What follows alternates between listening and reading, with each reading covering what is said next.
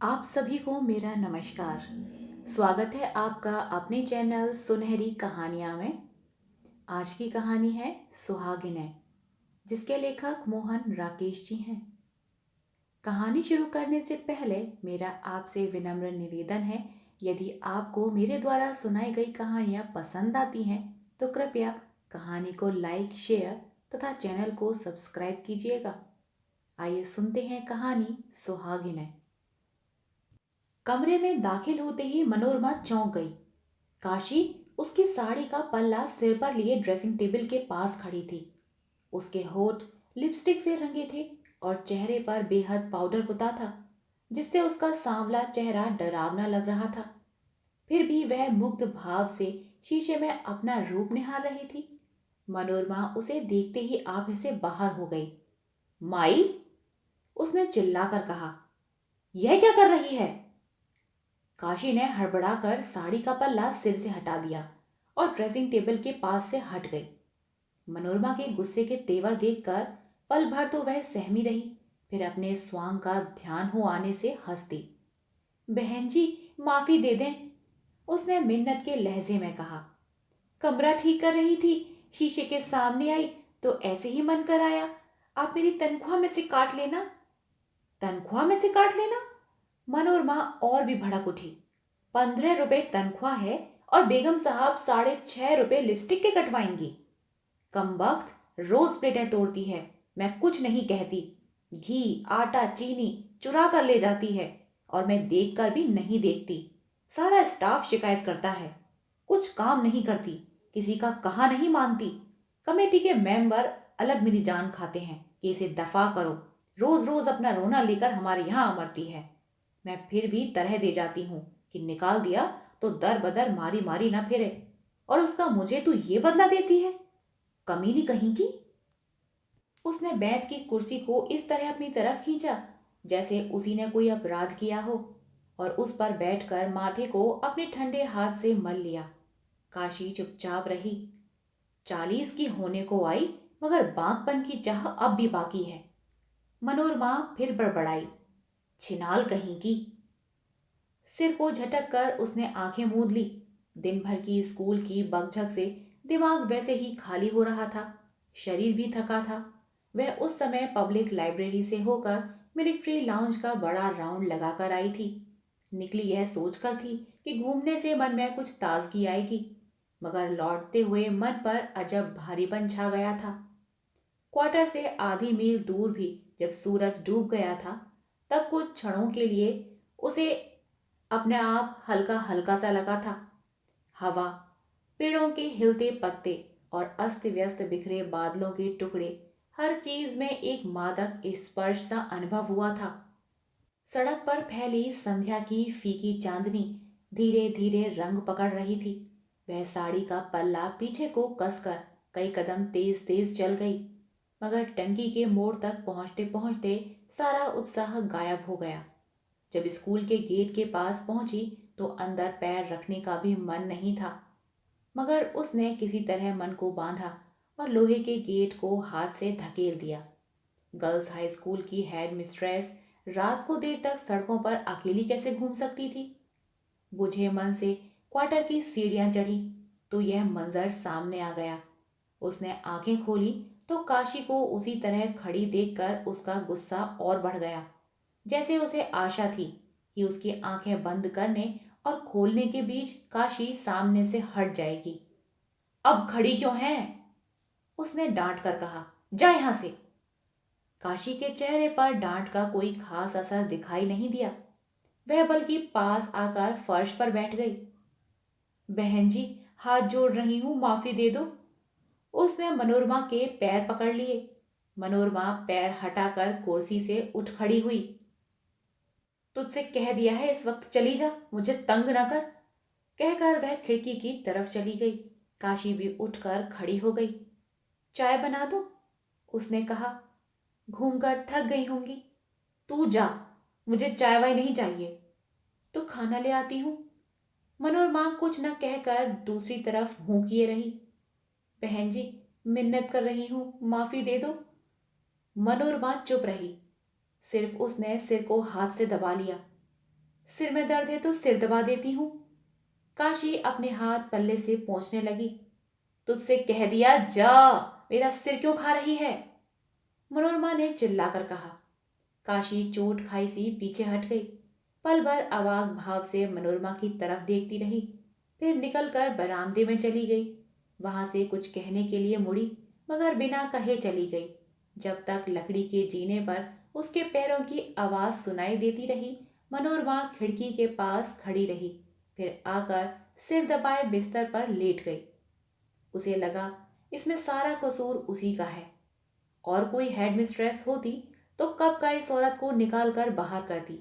वह जितना उसे तरह देती थी, उतनी ही वह उसकी कमजोरी का फायदा उठाती थी। उसके बच्चों की भी वह कितनी शैतानियां बर्दाश्त करती थी। दिन भर उसके क्वार्टर की सीढ़ियों पर शोर मचाते रहते थे, स्कूल के कंपाउंड को गंदा करते रहते थे। उसने एक बार उन्हें गोलियां ला दी थी, तब से उसे देखते ही उसकी साड़ी से चिपट कर गोलियां मांगने लगते थे। उसने जितना चाहा था कि वे साफ रहना सीख जाएं। बड़ी लड़की कुंती की तो चड्डियां भी उसने अपने हाथ से सी दी थीं, मगर इससे कोई फर्क नहीं पड़ा। वे उसी तरह गंदे रहते थे और उसी तरह गुलब पाड़ा मचाए रहते थे। पिछली बार इंस्पेक्शन के दिन उन्होंने कंपाउंड के फर्श पर कोयले से लकीर खींच दी थी, जिससे दूसरी बार सारे कंपाउंड की सफाई करानी पड़ी थी। कई बार वे बाहर से आए अतिथियों के सामने जीभ निकाल देते थे। वही थी जो सब बर्दाश्त की जाती थी। कुछ देर वह छत की तरफ देखती रही, फिर उठकर बरामदे में चली गई। लकड़ी के बरामदे में अपने ही पैरों की आवाज से शरीर में कपकपी भर गई। उसने मुंडेर के खंबे पर हाथ रख लिया। अहाते में खुली चांदनी फैली थी। ईंटों के फर्श पर सीमेंट की लकीरें एक इंद्रजाल सी लगती थीं। स्कूल के बरामदे में पड़े डेस्क, स्टूल और ब्लैक बोर्ड ऐसे लग रहे थे जैसे डरावनी सूरतों वाले भूत प्रेत अपने गार के अंदर से बाहर झांक रहे हों। देवदार का घना जंगल जैसे ठंडी चांदनी के स्पर्श से सहर रहा था, वैसे बिल्कुल सन्नाटा था। काशी के क्वार्टर में इस वक्त इतनी खामोशी कभी नहीं होती थी।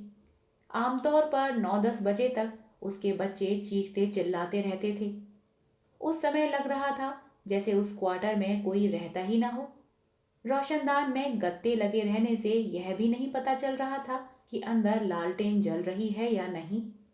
मनोरमा ने खंबे को और भी अच्छी तरह थाम लिया, जैसे पास में उसका वही एक आत्मीय हो जिसे वह अपने प्रति सचेत रखना चाहती हो। देवदारों की झुरमुट में से गुजरती हवा की आवाज पास आई और दूर चली गई। कुंती! मनोरमा ने आवाज दी।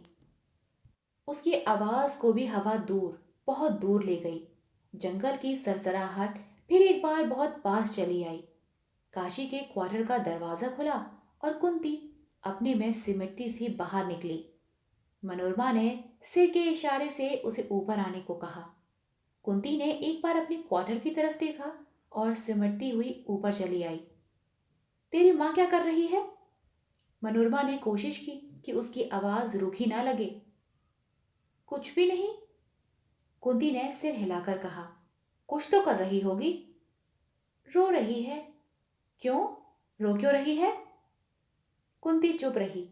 मनोरमा भी चुप रहकर नीचे देखने लगी। तुम लोगों ने रोटी नहीं खाई? पल भर रुक कर उसने पूछा। रात की बस से बापू को आना है, माँ कहती है सब लोग उसके आने पर ही रोटी खाएंगे। मनोरमा के सामने जैसे सब कुछ स्पष्ट हो गया। 3 साल के बाद अयोध्या आ रहा है, इस बात को काशी उसे बता चुकी थी। तभी आज आईने के सामने जाने पर उसके मन में पाउडर और लिपस्टिक लगाने की इच्छा जाग आई थी। उसके बच्चे भी शायद इसीलिए आज इतने खामोश थे। उनका बापू आ रहा था। बापू जिसे उन्होंने 3 साल से देखा नहीं था और जिसे शायद वे पहचानते भी नहीं थे, या शायद पहचानते थे।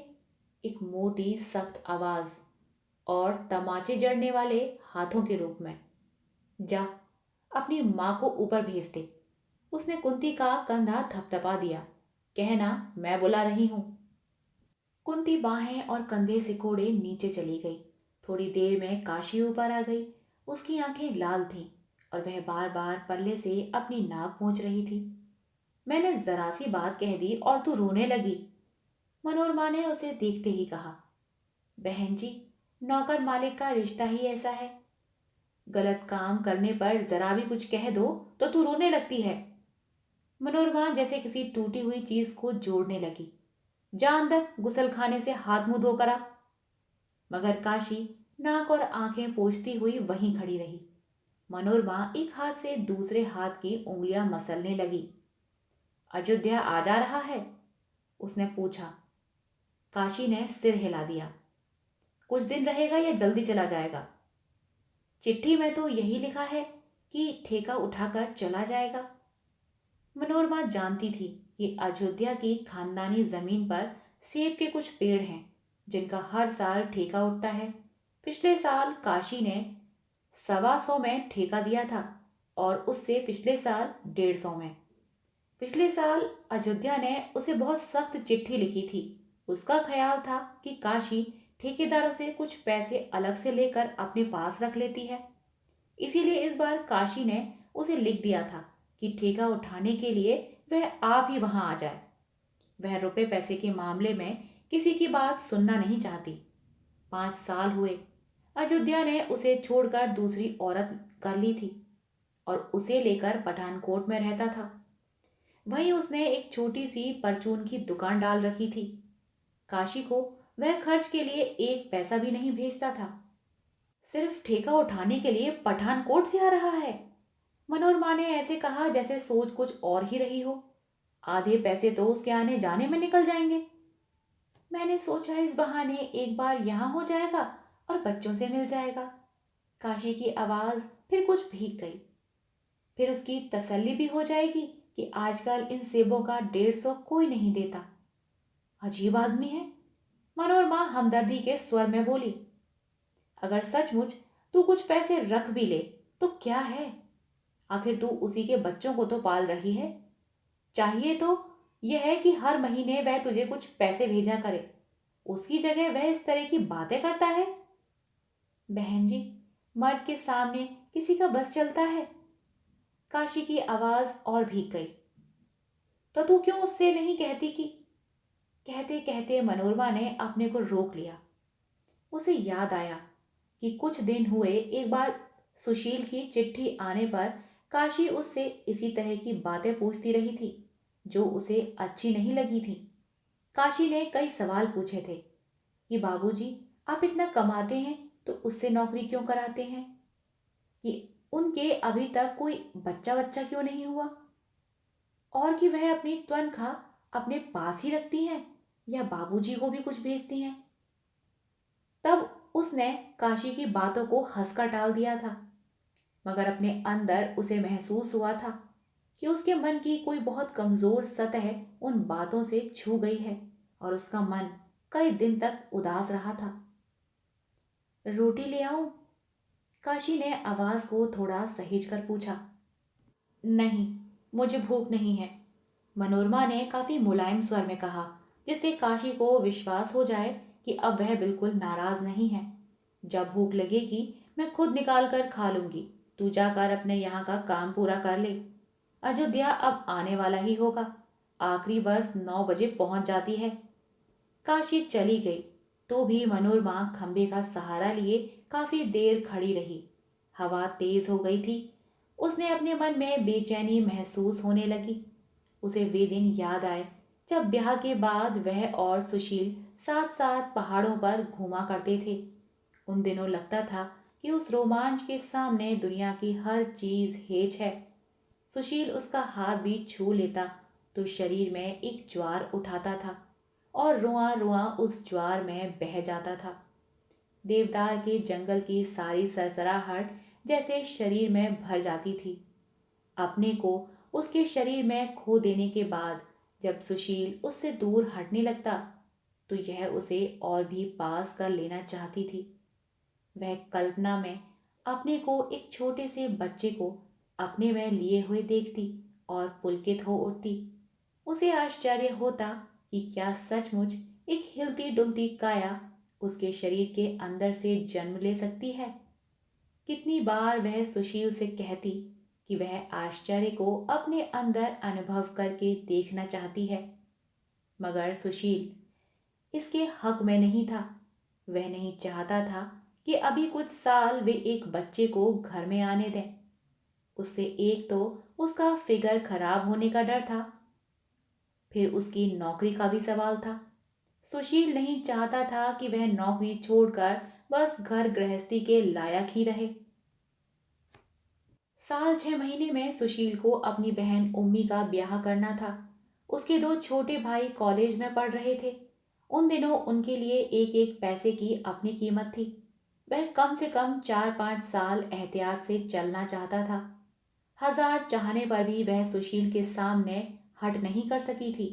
मगर जब भी सुशील के हाथ उसके शरीर को सहला रहे होते तो एक अज्ञात शिशु उसकी बाह में आने के लिए मचलने लगता।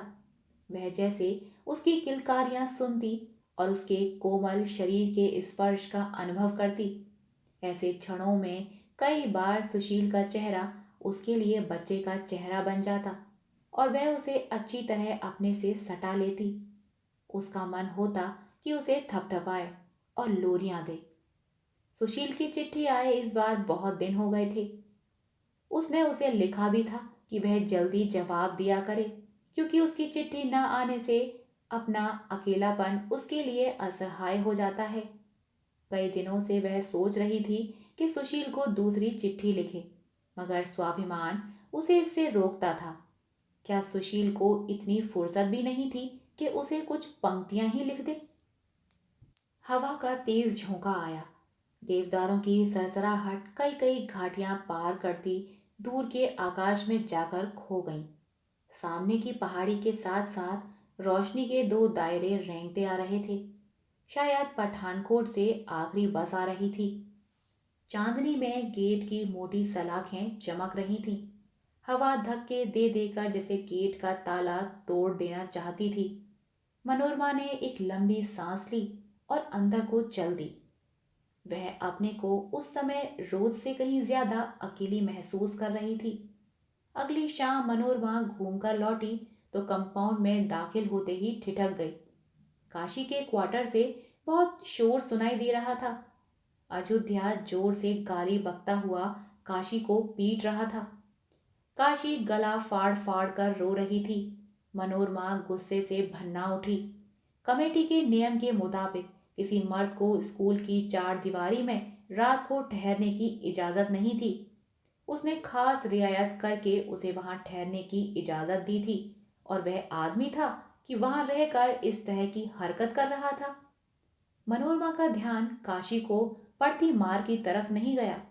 इस तरफ गया कि जो कुछ हो रहा है उसमें स्कूल की बदनामी है, और स्कूल की बदनामी का मतलब है हेड मिस्ट्रेस की बदनामी। वह तेजी से क्वार्टर की सीढ़ियां चढ़ गई। खट खट खट उसके सैंडल लकड़ी के जीने पर आवाज कर रहे थे। उसे समझ नहीं आ रहा था कि वह क्या करे। काशी को बुलाकर कहे कि अयोध्या को फौरन वहां से भेज दे, या अयोध्या को ही बुलाकर डांटे और कहे कि वह सुबह होने तक वहां से चला जाए। बरामदे में पैर रखते ही उसने देखा कि कुंती एक कोने में सहमी सी बैठी है और डरी हुई आंखों से नीचे की तरफ देख रही है, जैसे उसकी मां को पड़ती मार की चोट उसे भी लग रही हो। मनोरमा सोच नहीं सकी कि वह लड़की उस वक्त उसके क्वार्टर में क्यों बैठी है। क्या बात है? उसने अपना गुस्सा दबाकर पूछा। मां ने कहा था कि आपको रोटी खिला दूं। कुंती उसकी तरफ इस तरह डरी डरी आंखों से देखने लगी जैसे उसे आशंका हो कि बहन जी अभी उसे बाह से पकड़ लेंगी और पीटने लगेंगी। तू मुझे रोटी खिलाएगी? कुंती ने उसी डरे हुए भाव से सिर हिला दिया। तुम्हारे क्वार्टर में यह क्या हो रहा है? मनोरमा ने ऐसे पूछा जैसे जो हो रहा था उसके लिए कुंती भी कुछ हद तक उत्तरदायी हो। कुंती के होठ फड़कने लगे और दो बूंदें आंखों से नीचे बह गईं। वह किस बात के लिए तेरी मां को पीट रहा है? मनोरमा ने फिर पूछा। कुंती ने कमीज से आंखें पोंछी और अपनी रुलाई दबाते हुए बोली, उसने मां के ट्रंक से सारे पैसे निकाल लिए हैं। माँ ने उसका हाथ रोका तो उसे पीटने लगा। इस आदमी का दिमाग खराब है। मनोरमा गुस्से से भड़क उठी। अभी यहां से निकालकर बाहर करूंगी तो इसके होश दुरुस्त हो जाएंगे। कुंती कुछ देर सुबकती रही, फिर बोली, कहता है माँ ने ठेकेदारों से अलग से पैसे ले लेकर अपने पास जमा किए हैं। इस बार उसने 200 में ठेका दिया है। माँ के पास अपने 60-70 रुपए थे, वे सब उसने ले लिए हैं। कुंती के भाव में कुछ ऐसी दयनीयता थी कि मनोरमा ने उसके मैले कपड़ों की चिंता किए बिना उसे अपने से सटा लिया। रोती क्यों है? उसने उसकी पीठ सहलाते हुए कहा। मैं अभी उससे तेरी माँ के रुपए ले दूंगी। तू अंदर चल। रसोई घर में जाकर मनोरमा ने खुद कुंती का हाथ मुंह धो दिया और मूढ़ा लेकर बैठ गई। कुंती ने प्लेट में रोटी दे दी तो वह चुपचाप खाने लगी। वही खाना काशी ने बनाया होता तो वह गुस्से से चिल्ला उठती। सब चपातियों की सूरतें अलग अलग थीं और वे आधी कच्ची और आधी जली हुई थीं। दाल के दाने पानी से अलग थे, मगर उस वक्त वह मशीनी ढंग से रोटी के कौर तोड़ती और दाल में भिगोकर निगलती रही, उसी तरह जैसे रोज दफ्तर में बैठकर कागजों पर दस्तखत करती थी या अध्यापिकाओं की शिकायतें सुनकर उन्हें जवाब देती थी। कुंती ने बिना पूछे एक और रोटी उसकी प्लेट में डाल दी तो वह थोड़ा चौंक गई। नहीं, और नहीं चाहिए, कहते हुए उसने इस तरह हाथ बढ़ा दिया जैसे रोटी अभी प्लेट में पहुंची ना हो। फिर अनमने भाव से छोटे छोटे कौर तोड़ने लगी। नीचे शोर बंद हो गया था।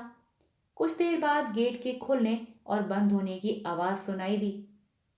उसने सोचा कि अयोध्या कहीं बाहर जा रहा है।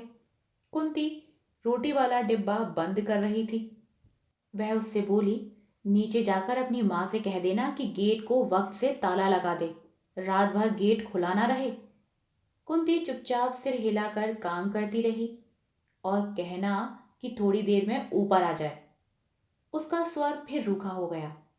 कुंती ने एक बार इस तरह उसकी तरफ देखा जैसे वह उसकी किताब का एक मुश्किल सबक हो जो बहुत कोशिश करने पर भी समझ में ना आता हो।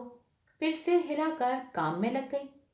रात को काफी देर तक काशी मनोरमा के पास बैठी रही। उसे इस बात की उतनी शिकायत नहीं थी कि अयोध्या ने उसके ट्रंक से उसके पैसे निकाल लिए, जितनी इस बात की थी कि अयोध्या 3 साल बाद आया भी तो बच्चों के लिए कुछ लेकर नहीं आया। वह उसे बताती रही कि उसकी सौत ने किसी संत से वशीकरण ले रखा है, तभी अयोध्या उसकी कोई बात नहीं टालता। वह जिस ज्योतिषी से पूछने गई थी उसने उसे बताया था कि अभी 7 साल तक वह वशीकरण नहीं टूट सकता, मगर उसने यह भी कहा था कि एक दिन ऐसा जरूर आएगा जब उसकी सौत के बच्चे उसके बच्चों का झूठा खाएंगे और उनके उतरे हुए कपड़े पहनेंगे। वह उस दिन की आस पर जी रही थी। मनोरमा उसकी बातें सुनती हुई भी नहीं सुन रही थी। उसके मन में रह रहकर यह बात कौंध जाती थी कि सुशील की चिट्ठी नहीं आई। उसकी चिट्ठी गए महीने के करीब हो गया, मगर सुशील ने जवाब नहीं दिया। उसके बालों की एक लट उड़कर माथे पर आ गई थी।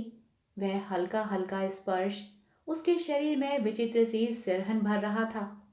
कुछ क्षणों के लिए वह भूल गई कि काशी उसके सामने बैठी है और बातें कर रही है। माथे की लट हिलती तो उसे लगता कि वह एक बच्चे के कोमल रोयों को छू रही है। उसे उन दिनों की याद आई जब सुशील की उंगलियां देर देर तक उसके सिर के बालों से खेलती रहती थीं और बार बार उसके होठ उसके शरीर के हर धड़कते भाग पर झुकाते थे। इस बार सुशील ने चिट्ठी लिखने में न जाने क्यों इतने दिन लगा दिए थे। रोज डाक से कितनी कितनी चिट्ठियां आती थीं, मगर सारी डाक हेड मिस्ट्रेस के नाम ही होती थी। कई दिनों से मनोरमा सचदेव के नाम कोई भी चिट्ठी नहीं आई थी। वह इस बार छुट्टियों के बाद आते हुए सुशील से कहकर आई थी कि जल्द ही उसके लिए एक गर्म कोट का कपड़ा भेजेगी। उम्मी के लिए भी एक शॉल भेजने को उसने कहा था। सुशील कहीं इसीलिए तो नाराज नहीं था कि वह दोनों में से कोई भी चीज नहीं भेज पाई थी। काशी उठकर जाने लगी तो मनोरमा को फिर अपने अकेलेपन के एहसास ने घेर लिया। देवदार के जंगल की घनी सरसराहट, दूर की घाटी में रावी के पानी पर चमकती चांदनी और उसकी उम्मीदें आंखें, इन सब में जैसे कोई अदृश्य सूत्र था। काशी बरामदे के पास पहुंच गई तो उसने उसे वापस बुला लिया और कहा कि वह गेट को ठीक से ताला लगाकर सोए और जाकर कुंती को उसके पास भेज दे। आज वह वहां उसके पास सोई रहेगी। आधी रात तक उसे नींद नहीं आई। खिड़की से दूर तक धुला निखरा आकाश दिखाई देता था। हवा का जरा सा झोंका आता तो चीड़ों और देवदारों की पंक्तियां तरह तरह की नृत्य मुद्राओं में बाहें हिलाने लगती। पत्तों और टहनियों पर से फिसल कर आती हवा का शब्द शरीर को इस तरह रोमांचित करता कि शरीर में एक जड़ता सी छा जाती। कुछ देर वह खिड़की की सिल पर सिर रखे चारपाई पर बैठी रही। क्षण भर के लिए आंखें मुद जाती तो खिड़की की सिल सुशील की छाती का रूप ले लेती। उसे महसूस होता कि हवा उसे दूर, बहुत दूर लिए जा रही है, चीड़ों, देवदारों के जंगल और रावी के पानी के उस तरफ। जब वह खिड़की के पास से हटकर चारपाई पर लेटी तो रोशनदान से छन कर आती चांदनी का एक चौकोर टुकड़ा साथ की चारपाई पर सोई कुंती के चेहरे पर पड़ रहा था। मनोरमा चौंक गई। कुंती पहले कभी उसे उतनी सुंदर नहीं लगी थी।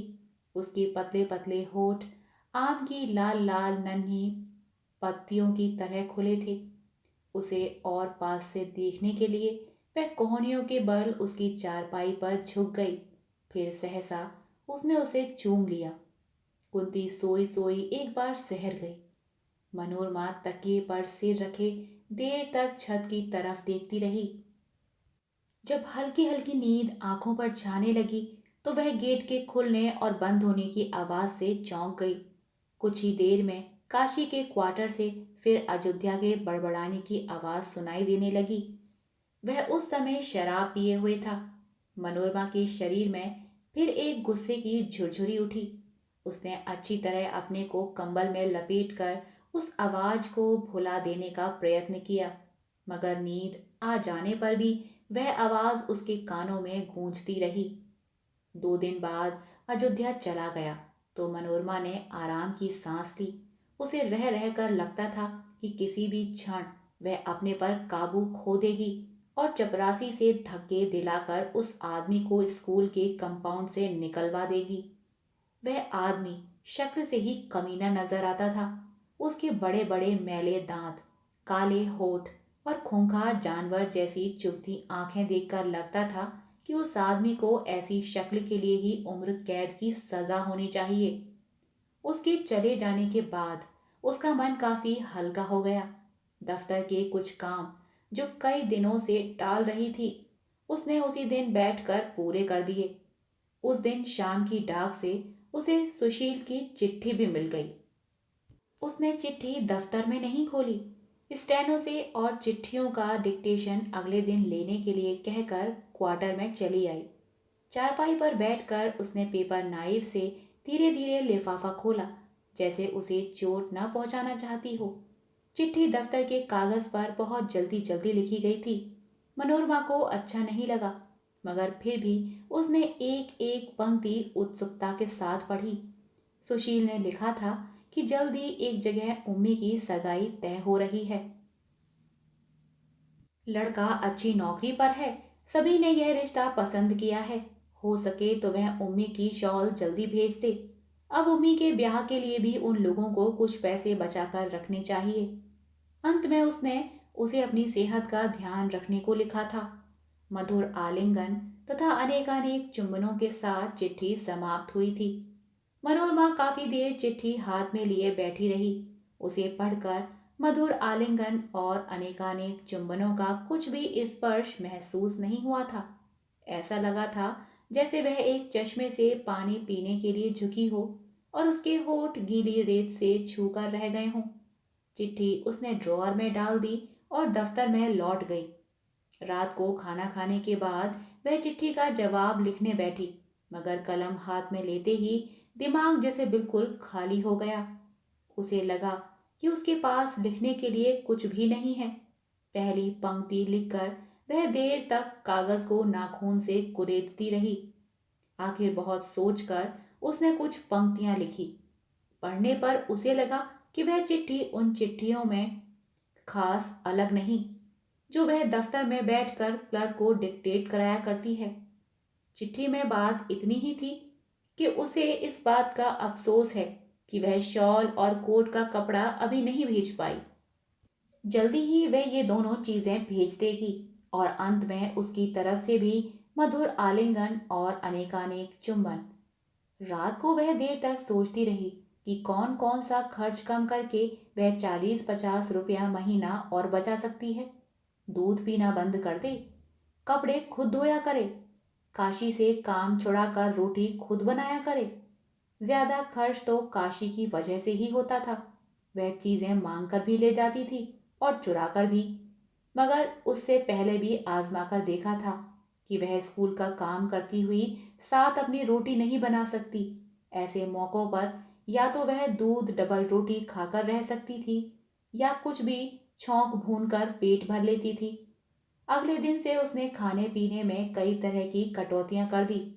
काशी से कह दिया कि दूध वह सिर्फ चाय के लिए ही लिया करे और दाल सब्जी में घी बहुत कम इस्तेमाल किया करे। बिस्कुट और फल भी उसने बंद कर दिए। कुछ दिन तो बचत के उत्साह में निकल गए, मगर फिर उसे अपने स्वास्थ्य पर इन कटौतियों का असर दिखाई देने लगा। 2 बार क्लास में पढ़ाते हुए उसे चक्कर आ गया, मगर उसने अपना हठ नहीं छोड़ा। उस महीने की तनख्वाह मिलने पर उसने शॉल के लिए 40 रुपए अलग निकाल कर रख दिए। रुपए रखते समय उसके चेहरे का भाव ऐसा था जैसे सुशील उसके सामने खड़ा हो और वह उसे चिढ़ाना चाहती हो कि देख लो, इस तरह की बचत से शॉल और कोट के कपड़े खरीदे जाते हैं। उसके स्वभाव में वैसे भी कुछ चिड़चिड़ापन आ गया था। वह बात बेबात हर एक पर झल्ला उठती थी। एक दिन स्कूल जाने से पहले वह आईने के सामने खड़ी हुई तो वह चौंक गई। उसे लगा कि उसके चेहरे का रंग काफी पीला पड़ गया है। उस दिन दफ्तर में बैठे हुए उसके सिर में सख्त दर्द हो गया और वह 12 बजे से पहले ही उठकर क्वार्टर में आ गई। बरामदे में पहुंचकर उसने देखा कि काशी उसके पैरों की आवाज सुनते ही जल्दी से अलमारी बंद करके चूल्हे की तरफ गई है। उसने रसोई घर में जाकर अलमारी खोल दी। घी का डिब्बा खुला पड़ा था और उसमें उंगलियों के निशान बने थे। मनोरमा ने काशी की तरफ देखा। उसके मुंह पर कच्चे घी की कनियां लगी थीं और वह ओट करके अपनी उंगलियां दुपट्टे से छिपा रही थी। मनोरमा एकदम आपे से बाहर हो गई। पास जाकर उसने उसे चोटी से पकड़ लिया। चोटी? उसने चिल्लाकर कहा। मैं इसीलिए सूखी सब्जी खाती हूँ कि तू कच्चा घी हजम करे। शर्म नहीं आती कमजात? जा अभी निकल जा यहां से। मैं आज से तेरी सूरत भी नहीं देखना चाहती। उसने उसकी पीठ पर एक लात जमा दी। काशी औंधे मुंह गिरने को हुई, मगर अपने हाथ के सहारे संभल गई। पल भर वह दर्द से आंखें मूंदे रही। फिर उसने मनोरमा के पैर पकड़ लिए। मुंह से उससे कुछ नहीं कहा गया। मैं तुझे 24 घंटे का नोटिस दे रही हूं, मनोरमा ने पैर छुड़ाते हुए कहा। कल इस वक्त तक स्कूल का क्वार्टर खाली हो जाना चाहिए। सुबह ही क्लर्क तेरा हिसाब कर देगा। उसके बाद तूने इस कंपाउंड में कदम भी रखा तो। और वह हटकर वहां से चली गई। काशी ने बढ़कर फिर उसके पैर पकड़ लिए। बहन जी, पैर छू रही हूं, माफी दे दो, उसने मुश्किल से कहा। मनोरमा ने फिर भी पैर झटके से छुड़ा लिए। उसका एक पैर पीछे पड़ी चायदानी को जा लगा। चायदानी टूट गई। बिखरते हुए टुकड़ों की आवाज ने क्षण भर के लिए दोनों को स्तब्ध कर दिया। फिर मनोरमा ने अपना निचला होठ काटा और दंदनाती हुई वहां से निकल गई। कमरे में आकर उसके माथे पर बाम लगाया और सिर मुंह लपेट कर लेट गई। शाम की डाक से फिर सुशील की चिट्ठी मिली। उसमें वही सब बातें थीं। उम्मी की सगाई हो गई थी। पिछले इतवार वे लोग उस लड़के के साथ पिकनिक पर गए थे। उम्मी ने कोने में कुछ पंक्तियां लिखकर खुद अपनी शॉल के लिए अनुरोध किया था। साथ यह भी लिखा था कि भाभी को सब लोग बहुत बहुत याद करते हैं। पिकनिक के दिन तो उन्होंने उसे बहुत ही मिस किया। चिट्ठी पढ़ने के बाद बड़े राउंड पर घूमने निकल गई। मन में बहुत झुंझलाहट भर रही थी। उसे समझ नहीं आ रहा था कि वह झुंझलाहट काशी पर है, अपने पर या सुशील पर। न जाने क्यों उसे लगा कि सड़क पर कंकड़ पत्थर पहले से कहीं ज्यादा हैं और वह गोल सड़क न जाने कितनी लंबी हो गई है। रास्ते में 2 बार उसे थक कर पत्थरों पर बैठना पड़ा। घर में 1 डेढ़ फरलांग पहले उसकी चप्पल टूट गई। वह रास्ता बहुत मुश्किल से कटा। उसे लगा न जाने कब से वह घिसटती हुई उस गोल सड़क पर चल रही है और आगे भी न जाने कब तक उसे इसी तरह चलते रहना है। गेट के पास पहुंचकर सुबह की घटना फिर उसके दिमाग में ताज़ा हो गई। काशी के क्वार्टर में फिर खामोशी छाई थी। मनोरमा को एक क्षण के लिए ऐसा महसूस हुआ कि काशी क्वार्टर खाली करके चली गई है और उस बड़े कंपाउंड में उस समय वह बिल्कुल अकेली है। उसका मन सिहर गया। उसने कुंती को आवाज दी। कुंती लालटेन लिए अपने क्वार्टर से बाहर निकल आई। तेरी माँ कहाँ है? मनोरमा ने पूछा। अंदर है। और कुंती ने एक बार अंदर की तरफ देख लिया। क्या कर रही है? कुछ नहीं कर रही, बैठी है। मनोरमा ने देखा काशी का क्वार्टर काफी खस्ता हालत में है। दरवाजे का चौखट काफी कमजोर पड़ गया था, जिससे दरवाजा निकलकर बाहर आ जाने को था। रोज वह उस क्वार्टर के सामने से कई कई बार गुजरती थी। रोज ही उस दरवाजे को देखती थी, मगर पहले कभी उसका ध्यान उस पर नहीं रुका था। इस क्वार्टर में काफी मरम्मत की जरूरत है, कहकर वह जैसे क्वार्टर का मुआयना करने के लिए अंदर चली गई। काशी उसे देखते ही उठकर उसके पास आ गई। मनोरमा ने एक बार उसकी तरफ देख लिया, मगर उससे कोई बात नहीं की। क्वार्टर की दीवारें पीली पड़कर अब स्याह होने लगी थीं। एक रोशनदान भी दीवार से निकलकर नीचे गिराने को था। छत में चारों तरफ मकड़ी के जाले लगे थे, जो आपस में मिलकर एक बड़े से चंदोबे का रूप ले लिए थे। कमरे में जो कुछ थोड़ा बहुत सामान था वह इधर उधर अस्त व्यस्त पड़ा था। एक तरफ 3 बच्चे एक ही थाली में रोटी खा रहे थे। वही पानी जैसी दाल थी जो एक दिन कुंती ने उसके लिए बनाई थी, और अलग अलग सूरतों वाली खुश्क रोटियां। उसे देखकर बच्चों के हाथ और मुंह चलने बंद हो गए। सबसे छोटा लड़का, जो करीब 4 साल का था, लुई में लिपटा एक कोने में लेटा था। उसकी आंखें मनोरमा के साथ साथ कमरे में घूम रही थीं। परसू को क्या हुआ है? बीमार है? मनोरमा ने बिना काशी की तरफ देखे जैसे दीवारों से पूछा और बच्चे के पास चली गई। परसू अपने पैर के अंगूठे की सीध में देखने लगा। इसे सूखा हो गया है, काशी ने धीरे से कहा। मनोरमा ने बच्चे के गालों को सहलाया और उसके सर पर हाथ फेर दिया। डॉक्टर को दिखाया है? उसने पूछा। दिखाया था, काशी ने कहा। उसने 10 टीके बताए हैं। 2-2 रुपए का एक टीका आता है। बोलते बोलते उसका गला भर आया। लगवाए नहीं? अब मनोरमा ने उसकी तरफ देखा। कैसे लगवाती? काशी की आंखें जमीन की तरफ झुक गईं। जितने रुपए थे वे तो सब निकाल कर ले गया था। मैं इसे कांसे की कटोरी मलती हूँ, कहते हैं उससे ठीक हो जाता है। बच्चा बिटर बिटर उन दोनों की तरफ देख रहा था। मनोरमा ने एक बार फिर उसके गालों को सहला दिया और बाहर चल दी। कुंती दहलीज के पास खड़ी थी। वह रास्ता छोड़कर हट गई। इस क्वार्टर में अभी सफेदी होनी चाहिए, मनोरमा ने चलते चलते कहा। यहाँ की हवा में तो अच्छा भला आदमी बीमार हो सकता है। काशी के क्वार्टर से निकलकर वह धीरे धीरे अपने क्वार्टर का जीना चढ़ी। ठक ठक की आवाज, अकेला बरामदा, कमरा। कमरे में जो चीजें वह बिखरी छोड़ गई थी वे अब करीने से रखी थीं। बीच में मेज पर रोटी की ट्रे ढककर रख दी गई थी। केतली में पानी भरकर स्टोव पर रख दिया गया था। कोट उतारकर शॉल ओढ़ते हुए उसने बरामदे में पैरों की आवाज सुनी। काशी चुपचाप आकर दरवाजे के पास खड़ी हो गई। क्या बात है? मनोरमा ने रूखी आवाज में कहा। रोटी खिलाने आई हूं। काशी ने धीमी ठहरी हुई आवाज में कहा। चाय का पानी भी तैयार है, कहें तो पहले चाय बना दूं? मनोरमा ने एक बार उसकी तरफ देखा और आंखें हटा ली। काशी ने कमरे में आकर प्लग का बटन दबा दिया। पानी आवाज करने लगा। मनोरमा एक किताब लेकर बैठ गई। थोड़ी देर में काशी चाय का प्याला बनाकर उसके पास ले आई। मनोरमा ने किताब बंद कर दी और हाथ बढ़ाकर प्याली ले ली। काशी के होठों पर सूखी सी मुस्कुराहट छा गई। बहन जी, कभी नौकर से गलती हो जाए तो इतना गुस्सा नहीं करते, उसने कहा। रहने दे ये सब बातें, मनोरमा ने झड़क कर कहा। आदमी से एक बार बात कही जाए तो उसे लग जाती है, मगर तेरे जैसे लोग भी हैं जिन्हें बात कभी छूती भी नहीं। बच्चे सूखी दाल रोटी खाकर रहते हैं और माँ को खाने को कच्चा घी चाहिए। ऐसी माँ किसी ने नहीं देखी होगी।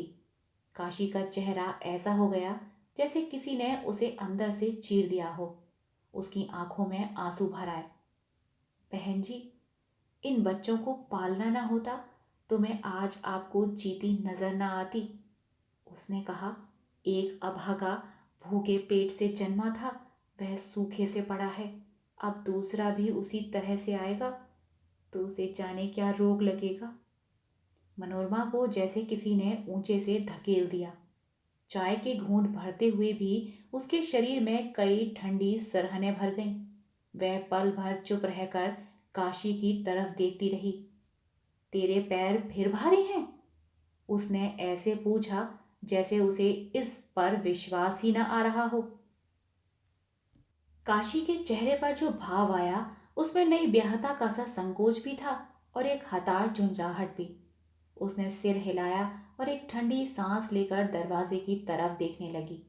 मनोरमा को पल भर के लिए लगा कि अयोध्या उसके सामने खड़ा मुस्कुरा रहा है। उसने चाय की प्याली पीकर रख दी। काशी प्याली उठाकर बाहर ले गई। मनोरमा को लगा कि उसकी बाहें ठंडी होती जा रही हैं। उसने शॉल को पूरा खोलकर अच्छी तरह लपेट लिया। काशी बाहर से लौट गई। रोटी कब खाएंगी? उसने पूछा, मगर मनोरमा ने जवाब देने की जगह उससे पूछ लिया, डॉक्टर ने कहा था कि 10 टीके लगवाने से बच्चा ठीक हो जाएगा। काशी ने खामोश रहकर सिर हिला दिया और दूसरी तरफ देखने लगी। मैं तुझे 20 रुपए दे रही हूं, मनोरमा ने कुर्सी से उठते हुए कहा। कल जाकर टीके ले आना। उसने ट्रंक से अपना बटुआ निकाला और 20 रुपए निकालकर मेज पर रख दिए। उसे आश्चर्य हो रहा था कि उसकी बाहें इस कदर ठंडी क्यों हो गई हैं। उसने बाहों को अच्छी तरह अपने में सिकोड़ लिया। खाना खाने के बाद वह देर तक बरामदे में कुर्सी डालकर बैठी रही। उसे महसूस हो रहा था कि उसके सारे शरीर में एक अजीब सी सिरहन दौड़ रही है। वह ठीक से नहीं समझ पा रही थी कि वह सिरहन क्या है और क्यों शरीर के हर रोम में उसका अनुभव हो रहा है। जैसे उस सिरहन का संबंध किसी बाहरी चीज से न होकर उसके अपने आप से ही था। जैसे उसी की वजह से उसे अपने आप बिल्कुल खाली लग रहा था। हवा बहुत तेज थी और देवदारों का जंगल जैसे सिर धुनता हुआ करहा रहा था। हूं हूं हूं हवा के झोंके उमड़ती लहरों की तरह शरीर को घेर लेते थे और शरीर उनमें बेबस सा हो जाता था। उसने शॉल को कसकर बाहों पर लपेट लिया। लोहे का गेट हवा के धक्के खाता हुआ आवाज कर रहा था। पल भर के लिए उसकी आंखें मुद गईं, तो उसे लगा कि अयोध्या अपने स्याह होठ खोले उसके सामने खड़ा मुस्कुरा रहा है और लोहे का गेट चीरता हुआ धीरे धीरे खुल रहा है। उसने सिहर कर आंखें खोल ली और अपने माथे को छुआ। माथा बर्फ की तरह ठंडा था।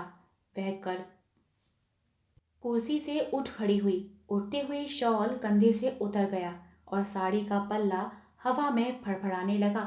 बालों की कई लटें उड़कर सामने आ गईं और उसके माथे को सहलाने लगी। कुंती, उसने कमजोर स्वर में आवाज दी। आवाज हवा के समंदर में कागज की नाव की तरह डूब गई। कुंती, उसने फिर आवाज दी। इस बार काशी अपने क्वार्टर से बाहर निकल आई।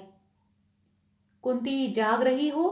तो उसे मेरे पास भेज दो, आज वह यहीं सो जाएगी। कहते हुए मनोरमा को महसूस हुआ कि वह किस हद तक काशी और उसके बच्चों पर निर्भर है और उन लोगों का पास होना उसके लिए कितना ज़रूरी है। कुंती सो गई है, मगर मैं अभी जाकर उसे भेज देती हूँ, कहकर काशी अपने क्वार्टर में जाने लगी। सो गई है तो रहने दे, जगाकर भेजने की ज़रूरत नहीं। मनोरमा बरामदे से कमरे में आ गई। कमरे में आकर उसने दरवाज़ा इस तरह बंद किया जैसे हवा एक ऐसा आदमी हो जिसे वह अंदर आने से रोकना चाहती हो। वह अपने में बहुत कमज़ोर महसूस कर रही थी। रजाई ओढ़कर वह बिस्तर पर लेट गई। उसकी आंखें छत की कड़ियों पर से फिसलने लगीं। वह आंखें बंद नहीं करना चाहती थी, जैसे उसे डर था कि आंखें बंद करते ही अयोध्या के मुस्कुराते हुए स्याह होठ फिर उसके सामने आ जाएंगे। वह अपना ध्यान बटाने के लिए सोचने लगी कि सुबह सुशील को चिट्ठी में क्या क्या लिखना है। लिख दे कि यहाँ अकेली रहकर उसे डर लगता है और वह उसके पास चली आना चाहती है। और भी जो इतना कुछ वह महसूस करती है, क्या वह सब उसे लिख पाएगी? लिखकर सुशील को समझा सकेगी कि उसे अपने आप इतना खाली खाली क्यों लगता है और वह अपने इस अभाव को भरने के लिए उससे क्या चाहती है। माथे पर आई लटें उसने हटाई नहीं थी। वह हल्का हल्का स्पर्श उसकी चेतना में उतर रहा था। कुछ ही देर में वह महसूस करने लगी कि साथ ही चारपाई पर एक नन्हा सा बच्चा सोया है। उसके नन्हे नन्हे होठ आम की पत्तियों की तरह खुले हैं और उसके सिर के नरम बाल उड़कर मुंह पर आ रहे हैं। वह कोहनी के बल होकर उस बच्चे को देखती रही और फिर जैसे उसे चूमने के लिए उस पर झुक गई। आप सुन रहे थे कहानी सुहागिनें। आशा करती हूँ आपको यह कहानी पसंद आई हो। कहानी पसंद आई हो तो कृपया कहानी को लाइक, शेयर और चैनल को सब्सक्राइब कीजिएगा। मिलते हैं एक नई कहानी के साथ, तब तक के लिए धन्यवाद।